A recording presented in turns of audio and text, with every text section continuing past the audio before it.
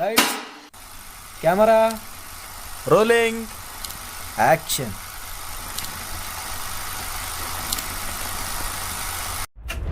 இருக்கிறோம். இந்த பாடசாலையை பொறுப்பெடுத்ததில் இருந்து பொறுப்பெடுத்த நேரம் இந்த பாடசாலை எப்படி இருந்தது, இப்போ இந்த பாடசாலை எப்படி முன்னேற்றம் கண்டிருக்குது. அஸ்ஸலாமு அலைக்கும் வரஹ்மத்துல்லாஹி வபரகாத்துஹு. முதலாவதாக இந்த பாடசாலை சமூகத்துடைய வரலாறு அடிப்படையில் அதிகமான சமூக அங்கத்தவர்கள் இந்த பாடசாலையில் ஒரு பாசிட்டிவ் பார்வையை தான் பார்க்கக்கூடியவர்களாக இருந்தார். மௌலிக வளங்களை தீர்த்தி செய்வதில் அவங்களுக்கு பங்களிப்பு இருந்தது. நவீன கல்வி மாற்றத்துக்கு அமைய இந்த பாடசாலையினுடைய வளங்கள் அமைந்து உருவாக்கப்பட்ட இந்த பாடசாலை அடுத்த வருடம் 30வது வருடத்தை பூர்த்தி செய்கின்ற நிலையில் நிர்வாக மட்டத்தில் அந்த 30வது ஆண்டை கொண்டாடுவதற்குரிய ஏற்பாடுகள் திட்டங்கள் இருக்கிறதா? நாங்கள் இன்ஷா அல்லாஹ் எதிர்வரும் விழா ஆண்டாக பிரகடனப்படுத்துறதுக்கு தீர்மானிச்சிருக்கிறேன்.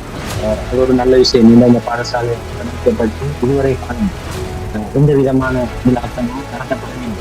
அதே போல இந்த பாடசாலையுடைய வரலாறு சம்பந்தமாக எவ்விதமான 90ஆம் ஆண்டுக்கு முன்னர் தாங்கள் வாழ்ந்த சமூகத்தில் உள்ள பாரம்பரிய விளையாட்டுகளும் உள்ளடக்கப்படுகின்ற போதுதான் அது பூரணத்துவம் அடையும் அப்படின்னு சொல்ற ஒரு பெரிய ஒரு வேலை. இதை ஆசிரியர்களால மட்டும் செய்யல, இதை பெற்றோர்கள் மத்தியில் அல்லது இந்த ஊர் மத்தியில கொண்டு போறதுக்கு ஏதாவது ஒரு முயற்சிக்கும் செஞ்சு இப்பொழுது 2வது கட்டம் இடம்பெற்றுக் கொண்டிருக்கின்றது. ஒவ்வொரு நிகழ்வுகளுக்கும் பொருத்தமானவர்களை உள்ளடக்கிய குழு யார் என்ன செஞ்சாலும் தலைமைத்துவம் ஒன்று இருக்கும். வலுவான தலைமைத்துவம் ஒன்று இருந்தால் யாரையும் வச்சு நாங்கள் வேலையை செய்யலாம். தானே முகாமைத்துவம் என்று சொல்லுவோம்.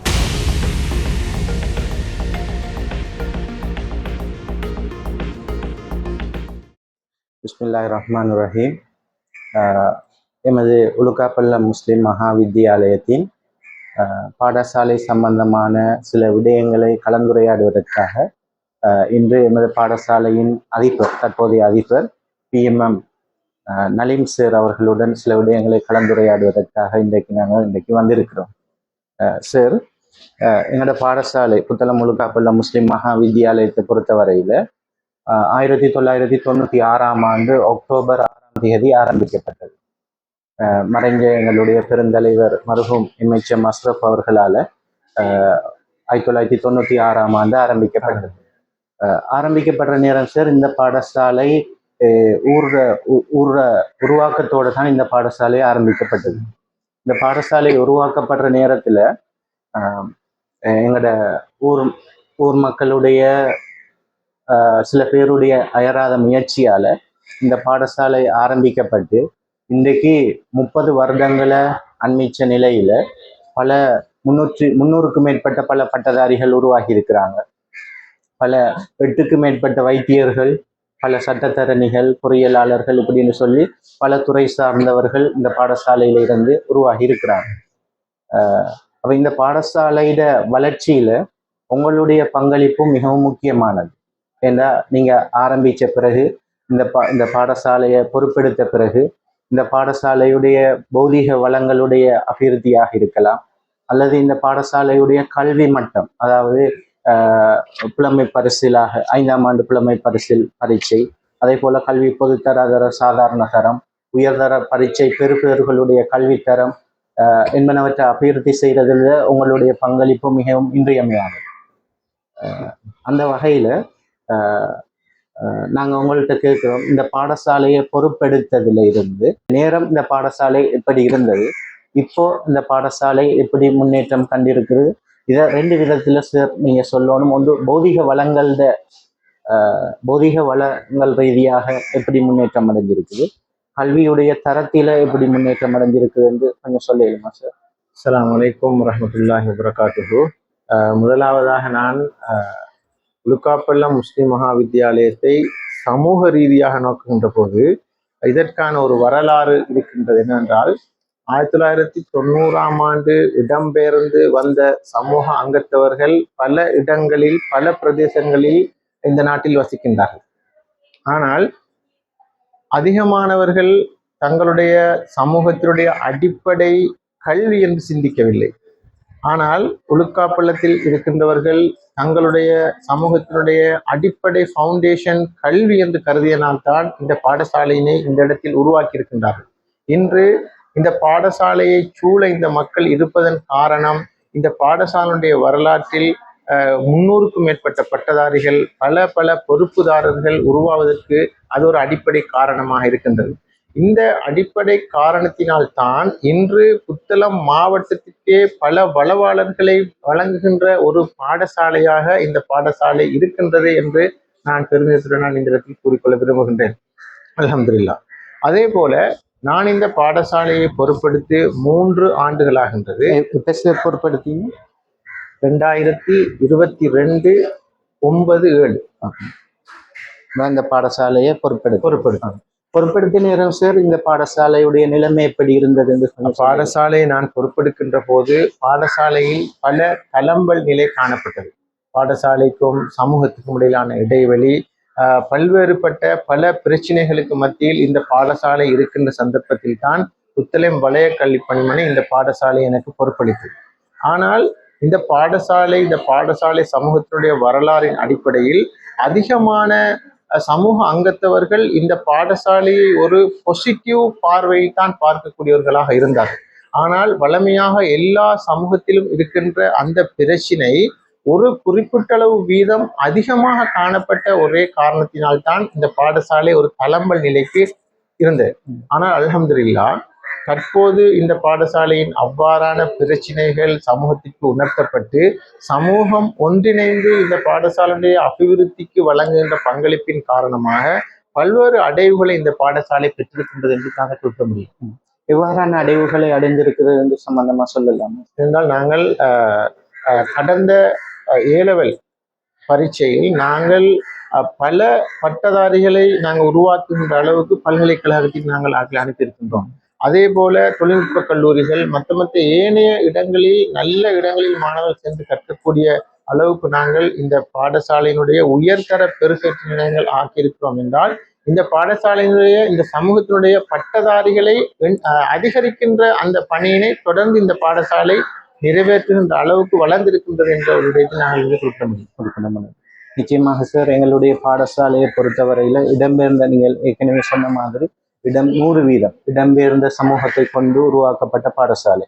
இப்போ நாங்கள் இடம்பெயர்ந்து வந்த நேரத்துல இங்க எந்த விதமான மக்கள் விவசாயம் செய்யறதுக்குரிய விவசாய நிலங்களோ அல்லது கைத்தொழில் செய்யறதுக்குரிய வளங்களோ எதுவும் இல்லாத நிலையில கல்விதான் ஒரு நிலையிலே ஒரு முதலீடாக இருந்தது. அப்ப அதற்காகத்தான் இந்த பாடசாலை இந்த கிராமத்தை பொறுத்தவரையில மிகப்பெரிய ஒரு வளமாக இருந்தது. அந்த வகையில சார், நீங்க பொறுப்பெடுத்து பல கல்வித்துறையிலையும் பல அடைவு மட்டங்கள் அடைஞ்சிருக்கிறீங்க. பௌதிக வளங்களை அபிவிருத்தி செய்யறதுல உங்களுடைய பங்களிப்பு எப்படி இருந்தது? ஏனென்றால் நவீன கல்வி மாற்றத்திற்கு அமைய இந்த பாடசாலையினுடைய வளங்கள் அமைந்திருக்கவில்லை. நான் இந்த பாடசாலைக்கு வந்து ஓரிரு மாதங்களிலேயே எங்களுடைய ரூம் டு ரீட் நிறுவனத்தினை தொடர்பு கொண்டு புதிய கல்வி தொழில்நுட்பத்திற்காக வேண்டி வலய கல்வி பணிமனையின் ஊடாக ஸ்மார்ட் போர்டினை முதலாவதாக இந்த பாடசாலை வரலாற்றிலே பெற்றுக் கொடுத்திருக்கின்றேன். எத்தனை ஸ்மார்ட் போர்டு? ஆனால் ஆரம்பத்தில் 2022ஆம் ஆண்டு ஒரு ஸ்மார்ட் போர்டு நாங்கள் பெற்றுக் கொடுத்த அதே வேளை அடுத்த வருடம் 2023, 2024ஆம் ஆண்டுகளில் நாங்கள் பல ஸ்மார்ட் போர்டுகளை பெற்று இப்போது 3 ஸ்மார்ட் போர்டுகளை கொண்ட ஒரு பாடசாலையாக இந்த பாடசாலை தற்போது விளங்குகின்றது. அதே போல நாங்கள் இந்த பாடசாலையினுடைய நிர்வாக இதுகளுக்கு தேவையான கணனிகள், பிள்ளைகளுக்கான IT சென்டர், போட்டோ காப்பி இயந்திரங்கள் என்று இந்த பாடசாலையினுடைய பௌதிக வள தேவையினை நிவர்த்தி செய்வதற்கான அத்தனை ஏற்பாடுகளுக்குமான முயற்சிகளை நாங்கள் செய்து கொண்டிருக்கின்றோம். சார், அடுத்ததாக இந்த பாடசாலையை நீங்க கல்வி மட்டத்திலையும் சரி பௌதிக வளங்கள்லையும் அபிவிருத்தி செய்கின்ற சந்தர்ப்பத்துல இது ஒரு சமூக சேவை, சம்பளத்துக்கு வேலை செய்கின்ற வேலை இல்லை, ஒரு சமூக சேவை செய்கின்ற சந்தர்ப்பத்துல நாங்க பொது இடங்கள்ல விமர்சனத்துக்குள்ளாகும். அது ஒரு பொதுவான விதி. அந்த ரிஸ்க் எடுத்தா தான் நாங்க சமூக சேவை செய்யலாம்.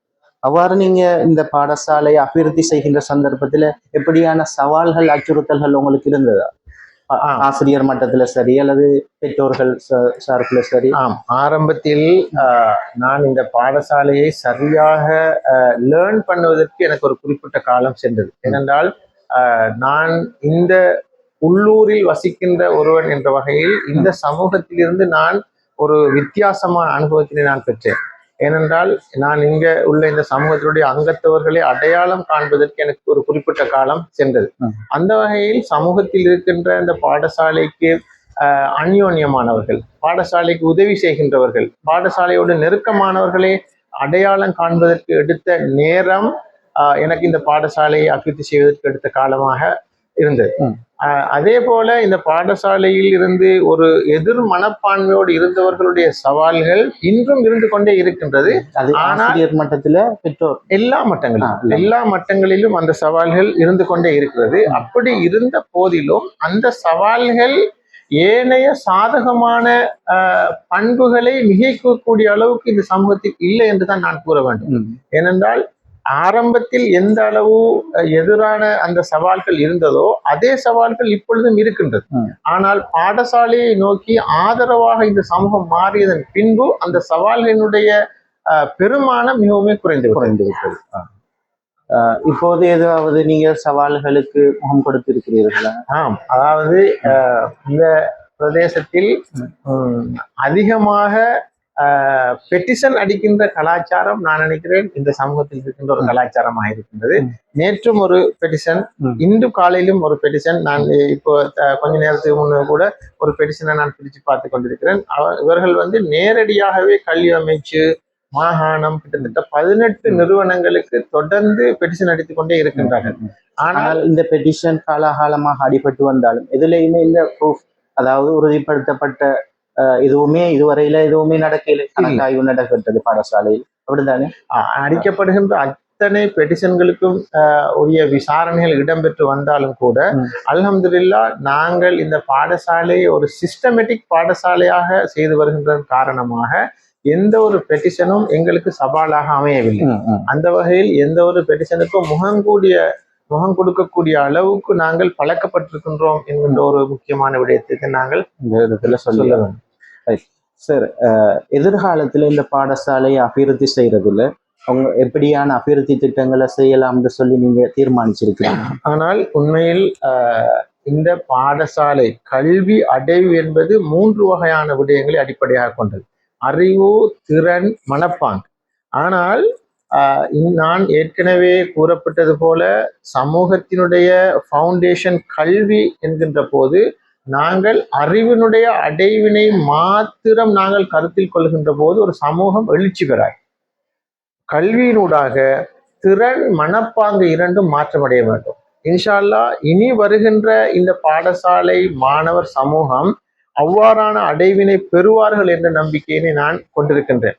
ஏனென்றால் அறிவு, திறன், மனப்பாங்கு ரீதியாக இந்த பிள்ளைகளுக்கு முழுமையான கல்வி அறிவினை கொடுக்கின்ற போதுதான் அந்த பிள்ளை தன்னுடைய சொந்த வாழ்விலும் சரி, சமூக வாழ்விலும் சரி, குடும்ப வாழ்விலும் சரி நல்ல ஒரு அடைவினை பெற்றுக்கொள்ள முடியும்.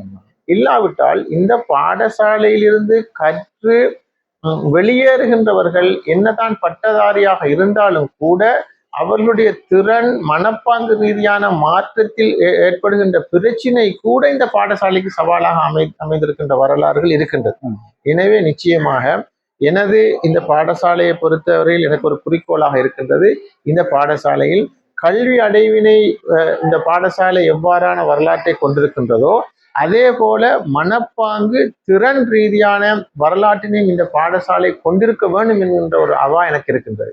இன்ஷா அல்லாஹ் எதிர்காலத்தில் அவ்வாறு அடைவை பெற முடியும் என்ற நம்பிக்கையும் எனக்கு இருக்கிறது. திறன் அபிவிருத்தி, அதே போல மனப்பாங்கு அபிவிருத்தி, அதாவது நேரான மனப்பாங்கு சிந்தனைகள், அதுகளை உருவாக்குவதற்கு உங்கள் எதிர்கால திட்டங்கள் எதுவும் இருக்கிறதா? நாங்கள் திறன் ரீதியாக நாங்கள் கருதுகின்ற போது எங்களுக்கு இதுல தேசிய மட்ட போட்டிகளுக்கு பிள்ளைகளை கொண்டு செல்வதற்கான பயிற்சிகளை நாங்கள் வழங்க வேண்டிய தேவை இருக்கின்றது. அவ்வாறான பயிற்சிகளுக்கு பிள்ளைகளை உட்படுத்துகின்ற ஆளணி வளம் இங்கே இல்லை. உதாரணமாக நாங்கள் இந்த கல்வி அடைவிலே இந்த உலுக்காப்பள்ள சமூகத்தில் ஒரு சித்திர பாடாசிரியர் இல்லை, அதே போல உடற்கல்வி ஆசிரியர் இல்லை. நாங்கள் என்ன செய்தோம் என்றால் எங்களுக்கு ஓலெவல் கற்பிக்கின்ற ஒரு சித்திர பாட ஆசிரியை கொண்டு நாங்கள் ஏலெவலில் உயர்தரத்தில் நாங்கள் சித்திர பாடத்தினை ஆரம்பித்திருக்கின்றோம். இதன் காரணமாக இன்ஷா அல்லாஹ் எதிர்வருகின்ற வருடங்களில் சித்திர பாடத்திற்கான பட்டதாரிகள், டிப்ளோமாதாரிகள் இந்த ஊரில் உருவாவதற்கான அடிப்படையாக இந்த ஆரம்பம் இருக்கும். அவ்வாறு உருவாகின்ற போது அந்த துறை திறன் சார்ந்தவர்கள் இந்த சமூகத்தில் உருவாகுவார்கள். அதே போல நாங்கள் உடற்கல்விக்கான பயிற்சியாளர்கள், தேசிய ரீதியான போட்டியாளர்களை நாங்கள் உருவாக்குகின்றதற்கான எத்தனிப்புகளை நாங்கள் எதிர்நோக்கி இருக்கின்றோம். அந்த விடயங்களுக்கு பழைய மாணவர்களுடைய பங்களிப்பு எங்களுக்கு கட்டாயம் தேவைப்படுகின்றது. நாங்கள் பல்வேறு வெளியிலிருந்து துறை சார்ந்தவர்களை பாடசாலைக்கு வரவழைத்து அவர்களை கொண்டு நாங்கள் பயிற்றுவிக்கின்ற போது இன்னும் 3 வருடங்கள் 4 வருடங்களில் உடற்கல்வி பாட ஆசிரியர்கள் இந்த பிரதேசத்தில் உருவாவதாக இருந்தால் அவர்களின் மூலம் இந்த மாணவர்களுடைய திறன் விருத்தி அடையும். அதே போல ஏனைய பாட ரீதியான ஆங்கில ரீதியான தமிழ் இவ்வாறானவற்றில் தேசிய மட்ட திறன் போட்டிகளுக்கு இவர்கள் பங்கு பெற்றுவதற்கு உரிய பயிற்சிகளை ஏற்படுத்துவதற்கான மோட்டிவேஷன்ஸ் நான் ஆசிரியர்களுக்கு வழங்கி கொண்டிருக்கின்றேன். இன்ஷா அல்லாஹ் எதிர் வருகின்ற வருடங்களில் திறன் ரீதியான போட்டிகளில் எமது பாடசாலை தேசிய மட்டத்துக்கு இன்ஷா அல்லாஹ் செல்லும். அடுத்து சார், நேரான மனப்பாங்குகளை மாணவர்கள் மத்தியிலும் ஆசிரியர்கள் மத்தியிலும் உருவாக்குவதற்கு ஏதாவது திட்டங்கள் உங்களிடம் இருக்கு? நாங்கள் வளவாளர்களை கொண்டு ஆலோசனைகள், மார்க்க அறிஞர்களை கொண்டு ஆலோசனைகள், இன்னும் சமூக ரீதியாக தொடர்பாடல்களின் மூலம் எவ்வாறு பிள்ளைகளுடைய மனப்பாங்களை மாற்றலாம் என்கின்ற ஒரு திட்டத்தினை நாங்கள் ஏற்படுத்தி கொண்டிருக்கிறோம். இதில் முதலாவது கட்டமாக ஆசிரியர்களின் ஊடாக மாணவர்கள் மத்தியில் எவ்வாறான மனப்பாங்கினை ஏற்படுத்தலாம் என்கின்ற ஒரு பயிற்சி ஆசிரியர்களுக்கு நாங்கள் வழங்கி கொண்டிருக்கிறோம். அதே போல சமூகத்தில் இருக்கின்ற மார்க்க அறிஞர்கள், துறைசார் நிபுணத்துவத்தை கொண்ட அவர்களை கொண்டும் நாங்கள் இவ்வாறான பயிற்சிகளை ஆசிரியர்களுக்கும் மாணவர்களுக்கும் வழங்குவதற்கான விஷயங்களை நாங்கள் ஈடுபாடு கொண்டிருக்கிறோம். ஏனென்றால் இந்த பிள்ளைகள் மனப்பாங்கு ரீதியான மாற்றத்துக்கு உட்படுத்தப்படுவதற்கு முன்னர் அவர்களுக்கு அதற்கான அடிப்படை விடயங்களை நாங்கள் சொல்லிக் கொடுக்க வேண்டிய தேவை இருக்கின்றது. ஒரு பிள்ளை ஒரு பிழை செய்கின்ற போது அது மனப்பாங்கு ரீதியான பிரச்சனைகள் என்ற ஒரு பகுதிக்கு அப்பால் ஒரு விடயத்தை இன்னொருவர் சொல்லிக் கொடுக்காத ஒரு பிரச்சனை இருக்கின்ற காரணத்தினால் பிள்ளைகளை நாங்கள் பல விடயங்களுக்கு பழக்கப்படுத்த வேண்டிய தேவை இருக்கின்றது. அவ்வாறான விடயங்களை நாங்கள் செய்து கொண்டு வருகின்றோம். மற்ற சார், இன்னொரு விஷயம் உங்கள்கிட்ட கேட்கணும். எப்படின்னா, இந்த மாணவர்களுடைய பண்பாடு சம்பந்தமான விஷயங்கள், எவ்வளவுதான் படிச்சிருந்தாலும் ரிசல்ட்ஸ் இருந்தும் பிரயோசனம் இல்லை, பண்பாடு இல்லைன்னு. இப்போ நீங்க இந்த பாடசாலையை பொறுப்பெடுக்கிற நேரத்துல மாணவர்களுடைய பண்பாட்டு விழுமியங்கள் எப்படி இருந்தது? இப்போதைக்கு ஏதாவது மாற்றங்கள் வந்திருக்கிறதா உங்களுடைய நிர்வாகத்தை? இதனை நாங்கள் 2 வகையாக நாங்கள் நோக்க வேண்டும். ஒன்று, நான் பண்பாடு ரீதியான விடயங்களை குறிப்பிடுகின்ற போது ஏனைய பாடசாலைகளோடு ஒப்பிட்டு பார்க்கின்ற போது எங்களுக்கு பண்பாடு ரீதியான பாரிய சவால்கள் இந்த பாடசாலை மாணவரிடம் இல்லை. ஏனென்றால் தற்போது பண்பாடு ரீதியான பிரச்சினைகளை ஆசிரியர்களால் தடுக்க முடியாத நிலைமைகள் பல பாடசாலைகளில் காணப்படுகின்றன. அல்ஹம்துலில்லாஹ் அவ்வாறான எந்த ஒரு பிரச்சனைக்கும் நான் இதுவரை இந்த பாடசாலையில் முகம் கொடுக்கவில்லை. ஏனென்றால் நாங்கள் அதிபர் ஆசிரியர்கள் நாங்கள் சொல்லுகின்ற விடயங்களை கட்டுப்பட்டு கேட்டு நடக்கக்கூடிய மாணவர்களாகவே இந்த பாடசாலை மாணவர்கள் இருக்கின்றார்கள். ஆனால் இந்த பாடசாலை மாணவர்களுடைய உள்ளத்தில் பதிக்கப்பட்டிருக்கின்ற சில எண்ண கருக்களின் காரணமாக பிள்ளைகள் பல சந்தர்ப்பங்களில் பிழைவிடக்கூடிய விடயங்கள் இருக்கின்றன. உதாரணமாக பிரதேசவாத சிந்தனை. பிரதேசவாத சிந்தனையின் தாக்கம் தெளிவாகவே 2022ஆம் ஆண்டு 2023ஆம் ஆண்டு காலப்பகுதியில் நான் இந்த பாடசாலையில் அனுபவித்த ஒரு விடயம். ஏனென்றால் ஆரம்பத்தில் நான் அதனை ஒரு பிழையான மனப்பாங்காக பார்த்தாலும் கூட அதனை நான் சரியாக அடையாளம் காணுகின்ற போது பிரதேசவாத சிந்தனை ஊட்டப்படுகிறது. ஏனென்றால் இயல்பிலேயே இந்த பிள்ளைகளுடைய பிரதேசமாக கருதப்பட வேண்டிய இடம் புத்தளம். இவர்கள் புத்தளத்தினுடைய பிள்ளைகள், புத்தளத்தினுடைய பிறந்தவர்கள், புத்தளத்தில் வாழ்கின்றவர்கள் என்கின்ற வகையில் இவர்களுக்கு மத்தியில் எவ்விதமான பிரதேசவாதமும் வர வேண்டிய எந்த தேவையும் இல்லை. ஆனால் மாணவர்களுக்கு மத்தியில் பிரதேசவாதம் காணப்பட்டது என்றால் அது சமூக ரீதியாக ஊட்டப்பட்ட ஒரு விடயம். அந்த விடயம் இல்லாமலாக்கப்பட வேண்டும் என்கின்ற ஒரு அடிப்படையான எண்ணக்கரு என்னிடம் இருக்கின்றது. இன்ஷா அல்லாஹ் அதுக்காக உங்களுடைய நடவடிக்கைகள் ஏதாவது நீங்க நான் சமூக ரீதியாக என்கின்ற போது அது பெற்றார்கள், ஆசிரியர்கள், இன்னும் பாடசாலை சமூக அங்கத்தவர்கள் அனைவரிடமும் இருந்து இது களையப்படுகின்ற போது இந்த சிறு உள்ளங்களில் இருந்து அது மறைந்து. எனவே நான் எப்பொழுதும் இந்த பாடசாலையில் பிரதேச ரீதியான விடயங்களுக்கு நாங்கள் முக்கியத்துவம் அளிப்பதில்லை. பிரதேச ரீதியாக எந்த ஒரு பிள்ளைகளையும் அணுகுவதற்கான வாய்ப்பினை நாங்கள் வழங்குவதில்லை. அவ்வாறு அணுகுகின்றவர்கள் யாராக இருந்தாலும் சரி, அவர்களுக்கு எதிராக நாங்கள் கடுமையான நடவடிக்கைகள் எடுப்போம். ஏனென்றால் அவ்வாறான ஒரு தீய சிந்தனை இந்த பிள்ளைகளுடைய உள்ளத்தில் ஊட்டப்படக்கூடாது. நல்ல விஷயம் சார். இப்போ நீங்கள் பாடசாலையை பொறுப்பெடுத்து 2022 9/7 இந்த பாடசாலையை பொறுப்பெடுத்ததில் இருந்து உங்களுக்கு ஏற்பட்ட சவால்கள், அதே போல இந்த பாடசாலையில் கல்வித்தர முன்னேற்றம், பௌதிக வளங்களுடைய அபிவிருத்தி சம்பந்தமாக, அதே போல மாணவர்களுடைய பண்பாட்டு இந்த பிரதேசவாத சிந்தனைகள் சம்பந்தமாக நிறைய விஷயங்கள் சம்பந்தமாக எங்களோட கலந்துரையாடினீங்க. Right sir. அடுத்த வருடம் 30வது வருடத்தை பூர்த்தி செய்கின்ற நிலையில இருக்கு. இதற்கு உங்க பாடசாலை உங்களோட நிர்வாக மட்டத்துல அந்த 30வது ஆண்டை கொண்டாடுவதற்குரிய ஏதாவது ஏற்பாடுகள், திட்டங்கள் உங்களிடம் இருக்கிறதா? நாங்கள் இன்ஷா அல்லாஹ் எதிர்வருகின்ற வருடம் கொண்டாடப்பட உள்ள அந்த முத்து விழா நிகழ்வினை கொண்டாடுவதற்கான நிகழ்வுகளை ஏற்கனவே நாங்கள் ஆரம்பித்து விட்டோம். இதில் அடிப்படையாக நாங்கள் குறிப்பிட்ட ஒரு நாள் அந்த விழா என்று கருதாமல் நாங்கள் 2026ஆம் ஆண்டையே முத்து விழாவிற்கான ஆண்டாக நாங்கள் பிரகடனப்படுத்த எண்ணியுள்ளோம். அதில் நாங்கள் பல்வேறு நிகழ்ச்சிகளை நாங்கள் திட்டமிட்டிருக்கிறோம். ஒரு கண்காட்சியினை நாங்கள் தேசிய ரீதியில் நடத்துவது, இந்த பாடசாலையினுடைய வரலாற்றினை சித்தரிக்கக்கூடிய ஒரு நூலினை நாங்கள் வெளியிடுவது, இந்த பாடசாலையில் சுத்திவர வாழுகின்ற சமூகத்தினுடைய பாரம்பரிய விளையாட்டுக்களை நாங்கள் இங்கே நடாத்தி அந்த பாரம்பரியங்களை பாதுகாப்பது, அதே போல இந்த பாடசாலையிலிருந்து படித்து வெளியேறிய பல்வேறு துறைசார் நிபுணர்களே இருக்கின்றார்கள். அவர்கள் அனைவரையும் அழைத்து நாங்கள் அவர்களை கௌரவப்படுத்துகின்ற நிகழ்வுகளை நாங்கள் ஏற்பாடு செய்திருக்கின்றோம். அதே போல மாணவர்களுக்கு உணர்வு ரீதியாக இந்த பாடசாலையின் மீது பற்றினை ஏற்படுத்த வேண்டும் என்ற வகையில் ஒரு வாரம் பாடசாலை வாரமாக நாங்கள் பிரகடனப்படுத்தி மாணவர்களுக்கு இந்த பாடசாலையுடைய வரலாறு, இந்த பாடசாலையின் மீது கொள்ள வேண்டிய அன்பு, இந்த பாடசாலைக்காக ஆற்ற வேண்டிய பணி தொடர்பாக அவர்களுக்கு நாங்கள் உணர்த்துவது, உள்ளத்தில் நாங்கள் பதிப்பது என்கின்ற ஒரு திட்டத்தினை நாங்கள் இன்ஷா அல்லாஹ் ஏற்படுத்தியிருக்கின்றோம். அதே போல நாங்கள் பெரியதொரு கலை விழாவை நாங்கள் திட்டமிட்டிருக்கின்றோம். முத்து விழாவோடு சேர்ந்து இதுவை அனைத்தையும் ஒன்றிணைந்ததாகவே இந்த முத்து விழா நிகழ்வுகள் இன்ஷா அல்லாஹ் இப்பாடசாலையில் இடம்பெறும் என்று நான் கூறிக்கொள்ள விரும்புகிறேன். இப்போ சார், நீங்கள் முத்து விழா 2026ஆம் ஆண்டு முத்து விழா ஆண்டாக பிரகடனப்படுத்துறதுக்கு தீர்மானிச்சிருக்கிறீங்க. அது ஒரு நல்ல விஷயம். ஏன்னா இந்த பாடசாலை ஆரம்பிக்கப்பட்டு இதுவரை காலம் எந்த விதமான விழாக்களோ நடத்தப்படவில்லை. அதே போல இந்த பாடசாலையுடைய வரலாறு சம்பந்தமாக எதுவிதமான நூல் வெளியீடுகளும் இதுவரையில இடம்பெறவில்லை.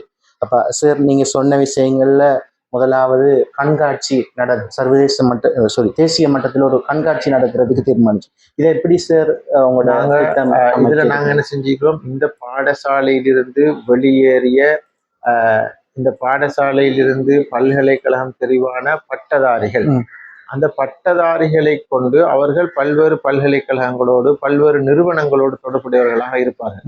அவர்களை ஒன்றிணைத்து அதே போல இந்த பாடசாலையை சூழ உள்ள விடயங்களையும் கொண்டு நாங்கள் ஒரு தேசிய ரீதியான கண்காட்சியினை ஒழுங்கமைப்பதற்கான ஏற்பாடு நடந்து கொண்டிருக்கின்றது. இதுக்குரிய வேலைகளை யாரிடாவது நீங்க பிரிச்சு கொடுத்திருக்கிறீங்களா பகிர்வினூடாக? நாங்கள் ஆரம்பத்தில் நாங்கள் பாடசாலைக்குள்ளே நாங்கள் குழுவினை நியமித்து அந்த குழுவில் நான் ஏற்கனவே சொன்னதின்படி ஒரு கமிட்டி அமைத்து இந்த கமிட்டியில் ஒவ்வொரு உறுப்பினர்களுக்கும் நான் கமிட்டியில ஆசிரியர்கள் மட்டுமா ஆசிரியர்கள் இருக்கின்றார்கள்.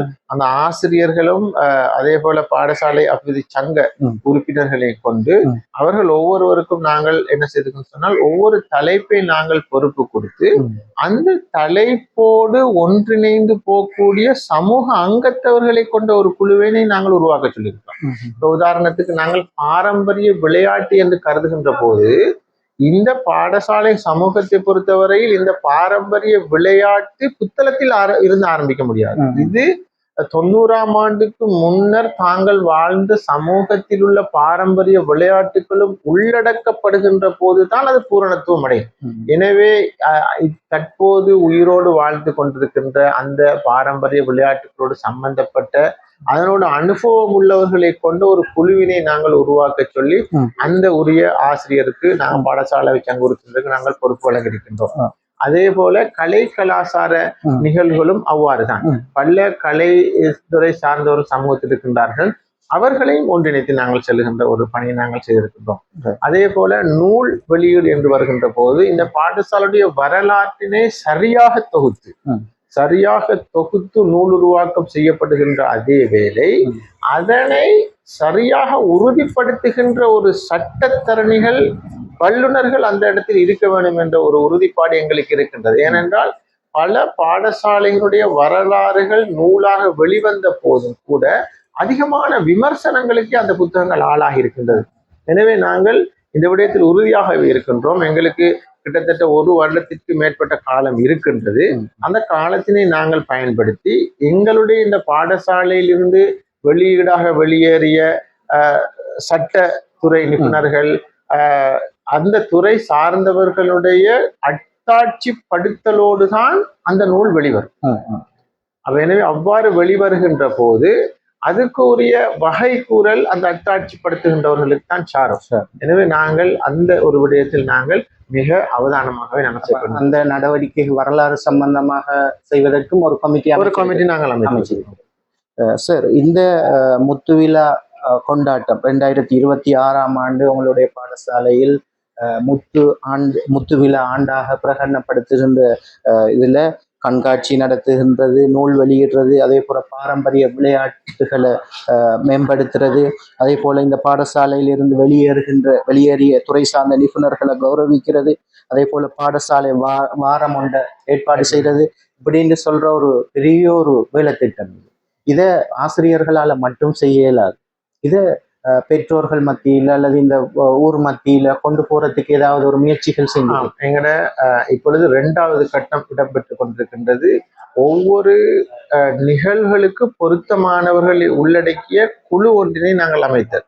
அந்த குழு என்ன செய்யும், இந்த சமூகத்தோடு உறவாடி இந்த சமூகத்துக்கு பொருத்தமான வகையில் அந்த நிகழ்ச்சியை டிசைன் பண்ணும்.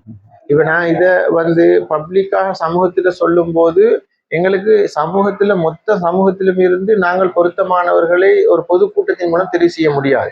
நாங்கள் ஒரு துறைக்கு பொருத்தமானவர்கள் யார் என்பதை இந்த சமூகத்தில் அடையாளம் கண்டு அவர்களை ஒரு குழுவாக ஆக்கி அந்த குழு அது கலந்துரையாடல் செய்யும். இந்த நிகழ்ச்சியை எவ்வாறு நாங்கள் அமைத்துக் கொள்வோம். அந்த குழுவில் ஆசிரியர்கள் இருப்பார்கள், பழைய மாணவர்கள் இருப்பார்கள், பெற்றார்கள் இருப்பார்கள், நலன் விரும்புகள் இருப்பார்கள். இந்த ஊரினுடைய வரலாறு பாரம்பரியம் தெரிந்த அத்தனை பேரையும் நாங்கள் உள்ளடக்கிய கிட்டத்தட்ட ஒவ்வொரு இதுக்கும் நாங்கள் ஒரு 14-15 பேர் கொண்ட குழுவை அமைப்பது என்று நாங்கள் உத்தேசித்துள்ளோம். எனவே இவ்வாறு நாங்கள் அமைக்கின்ற போது முழு உள்ளடக்கமும் உள்ளடக்கியதாக இன்ஷா அல்லாஹ் இது ஒரு சிறந்த ஒரு விழாவாக இன்ஷா அல்லாஹ் அமைய தீர்மானம். இப்ப இதுக்கு இந்த நிகழ்வு நடத்துறதுக்கு சார் 2 விதமான தேவைப்பாடுகள் இருக்கும்னு நான் நினைக்கிறேன். ஒன்று மனிதவள தேவைப்பாடு, அடுத்து 2வது நிதி தேவைப்பாடு. அப்ப இந்த நிதி தேவைப்பாட்டை நிவர்த்தி செய்யறதுக்கு ஏதாவது உங்களுடைய திட்டமிடல்கள் எதுவும்? நிதிக்கான தனியான ஒரு குழுவினை நாங்கள் அமைத்திருக்கின்றோம். அந்த குழு ஏற்கனவே நிகழ்ச்சிகளுக்கு பொறுப்பானவர்கள் கலந்துரையாடி அவங்க ஒரு நிகழ்ச்சியை எவ்வளவு தூரம் திட்டமிடுகின்றார்கள், அதற்கான நிதி எவ்வளவு தேவைப்படுகின்றது என்று அவர்கள் பட்ஜெட் பண்ணிய பிறகு மொத்த நிதியினை திரட்டுகின்ற வேலையை அந்த நிதிக்குழு இன்ஷா அல்லாஹ் செய்யும். அதுக்காக நாங்கள் வெளிநாட்டில் உள்ள இந்த பாடசாலையுடைய பழைய மாணவர்கள், அதே போல இந்த பாடசாலையில் இருந்து வெளியேறிய பல துறைசார் நிபுணர்கள், ஏனைய இந்த சமூகத்தில் உள்ள ஒவ்வொரு அங்கத்தவர்களுடைய ஒத்துழைப்பும் அவர்களுடைய இயலுமான அளவு அவர்கள் எங்களுக்கு பங்களிப்பு செய்வார்கள் என்ற நம்பிக்கையும் எதிர்பார்ப்பும் எங்களுக்கு இருக்கின்றது. அந்த ஒரு நம்பிக்கையில் தான் இன்ஷால்லா நாங்கள் இதனை ஆரம்பித்திருக்கின்றோம். இந்த சமூகத்தை பொறுத்தவரையில் நான் ஒரு விஷயத்தை சொல்ல வேண்டும் என்றால், ஆரம்பத்தில் 2022ஆம் ஆண்டு ஆரம்பிக்கின்ற போது இருந்த மனப்பதிவு இப்போது எனக்கு இல்லை. ஏனென்றால் நான் ஒரு வேலையை ஆரம்பித்தால் அந்த சமூகம் அதனை விட பல மடங்கு அந்த வேலைக்காக வேலை செய்கின்றது. இதற்கு பல உதாரணங்களை நாங்கள் சொல்ல முடியும். இந்த பாடசாலையில் ஒரு வேலையை நான் ஆரம்பித்து ஒரு ஏனென்றால் நான் ஆரம்பித்தேன் ஆரம்ப பிரிவுக்கான சித்திரம் வரைதல். அந்த சித்திரம் வரைதல் நான் ஒரு சின்ன ஒரு அமௌண்டோட தான் ஆரம்பிச்சேன்னு கூறுவோம்னு சொல்லி கிட்டத்தட்ட இந்த சமூக அங்கத்தவர்கள் அனைவரும் ஒன்றிணைஞ்சு கிட்டத்தட்ட 6 லட்சம் ரூபாய்க்கு தனிய சித்திரம் வரைவதற்கான வேலை திட்டத்தை ஒரு குறிப்பிட்ட ஒரு மாத காலத்துக்குள் செய்து முடித்து விட்டார்கள். ஏனென்றால் அந்த ஒரு விடயம் மிக பிரமிப்பாக இருந்தது. நான் அண்மையிலும் அவதானித்த ஒரு விடயம், நான் இந்த பாடசாலைக்காக சில பொருட்களை கொள்வனவு செய்ய சென்றிருந்தேன். அப்போது உலுக்காபலம் முஸ்லிம் மகாவித்யாலயத்தின் அதிபர் வந்திருக்கிறார். நீங்க அந்த பொருட்களுக்கான விலையை குறைத்து போடுங்கள் என்று ஒரு கட்டளை வருகின்றது. சிறிது நேரத்திற்கு பின்னர் அந்த கடையினுடைய முதலாளி சொல்லுகிறார், அந்த வேலை பாடசாலைக்குரியதாக இருந்தால் நானும் அந்த பாடசாலையுடைய அங்கத்தவன், எனவே அதனுடைய பொறுப்பை நான் எடுத்துக்கொள்கின்றேன் என்று. அவ்வாறு இந்த சமூகம் வந்து இந்த பாடசாலைக்காக அர்ப்பணிக்கவும் உதவி செய்யவும் தயாராகவே இருக்கின்றார்கள்.